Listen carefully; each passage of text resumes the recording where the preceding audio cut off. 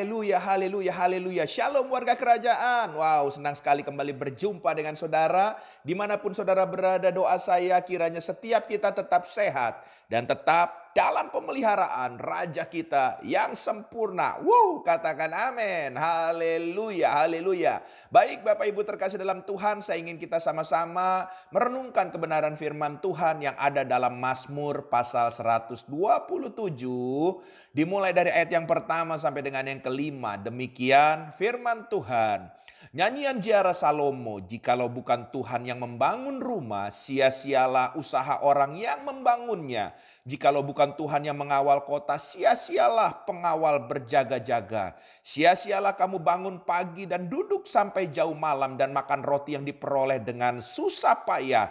Sebab ia memberikannya kepada orang yang dicintainya pada waktu tidur. Sesungguhnya anak-anak lelaki adalah milik pusaka daripada Tuhan. Dan buah kandungan adalah suatu upah. Seperti anak-anak panah di tangan pahlawan, demikianlah anak-anak pada masa muda.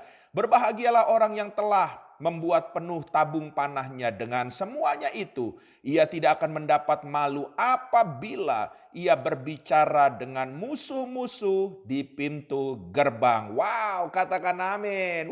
Haleluya. Bapak Ibu terkasih dalam Tuhan, dari kebenaran firman Tuhan ini saya percaya bahwa kita sepakat firman Tuhan ini mengajarkan bagaimana dalam kehidupan kita ini kita harus menaruh Tuhan menjadi yang terutama. Yang setuju dengan saya boleh katakan amin. Haleluya. Sebab tanpa kita sadari seringkali mulut kita berkata bahwa Tuhan adalah Raja. Tapi kenyataannya kita tidak menomorsatukan Tuhan dalam apapun hidup kita. Termasuk dalam mengambil keputusan. Tapi melalui perenungan firman Tuhan ini, yuk kita kembali sama-sama menyadari bahwa karena Dia adalah Raja di atas segala raja. Oleh sebab itu, ya, kalau kita berkata kita adalah putra-putri kerajaannya, mari kita menaruh Tuhan kita, Yesus Kristus, yang terutama dalam seluruh aspek kehidupan saudara dan saya. Yang setuju boleh katakan amin. Haleluya. Pertanyaannya, kenapa kita harus menaruh Tuhan sebagai yang terutama dalam kehidupan kita? Yes, karena yang pertama dalam Amsal pasal 10 ayat yang ke-22. Bukankah firman Tuhan berkata, berkat Tuhanlah yang menjadikan kaya, susah payah tidak akan menambahkannya. Haleluya. Ya, dari firman Tuhan ini kita sadar betul, kita tahu betul bahwa kalau kita memberikan Tuhan tempat yang terutama karena memang Dia layak. Karena yang pertama ini kita menyadari bahwa sumber segala berkat itu datangnya cuma dari Raja kita Tuhan Yesus Kristus. Yang setuju katakan amin. Haleluya. Waktu saudara menaruh Dia yang terutama, saya percaya Dia juga akan memposisikan dirinya, memberikan hak istimewa buat saudara dan saya yang adalah putra-putri kerajaannya. Haleluya, haleluya. Dan saya sudah melewati semua dalam kehidupan begitu banyak kalau saya mau bersaksi. Tapi di saat saya menaruh Tuhan yang terutama dalam hidup saya, saudara, satu persatu Tuhan tuntun langkah saya. Sampai saya kalau boleh bersaksi, saya mengalami kebaikan demi kebaikan Tuhan dalam hidup ini. Haleluya. Dan saya percaya dengan saya meneruskan menaruh Tuhan yang terutama, saya akan melihat dan saya akan merasakan lebih lagi kebaikan Tuhan yang dinyatakan. Sama-sama kita katakan amin. Haleluya.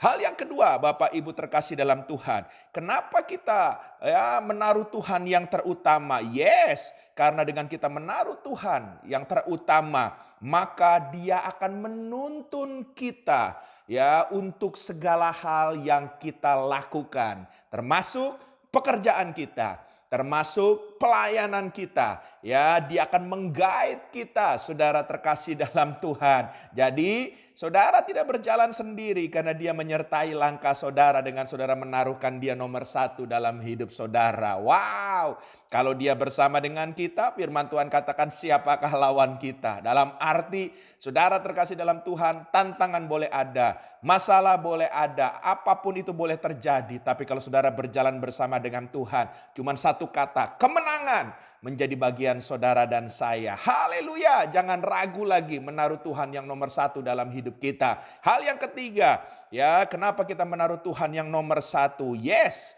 karena di saat kita menaruh Tuhan yang terutama dalam hidup kita, saudara, kita akan menikmati ya sesuatu perasaan yang tidak bisa diberikan oleh dunia ini. Apa itu? Shalom, damai sejahtera, sukacita yang melimpah-limpah, yang melebihi jauh dari kesenangan dunia yang dunia tawarkan. Haleluya, ya. Tuhan ditinggikan, maka kita semuanya akan disenangkan. Wow, haleluya. Sudah, jangan ragu-ragu lagi. Taruh Tuhan yang terutama dalam hidup setiap kita. Tuhan memberkati, izinkan saya berdoa. Tuhan, hamba berdoa dalam nama Yesus. Kiranya melalui perenungan firman Tuhan ini mengingatkan kembali hanya Engkau satu-satunya bahwa Tuhan yang hebat, Tuhan yang dahsyat. Dan karena Engkau mengasihi kami, maka sudah selayak sepantasnya kami sebagai putra-putri kerajaan-Mu menaruh Tuhan, Engkau sendiri yang terutama dalam seluruh kehidupan kami. Pimpin kami Tuhan, maka kami percaya janji-janji-Mu akan tergenapi dalam hidup kami dan kami terus masuk dalam rencana-Mu yang besar. Dalam nama Yesus, haleluya, amin.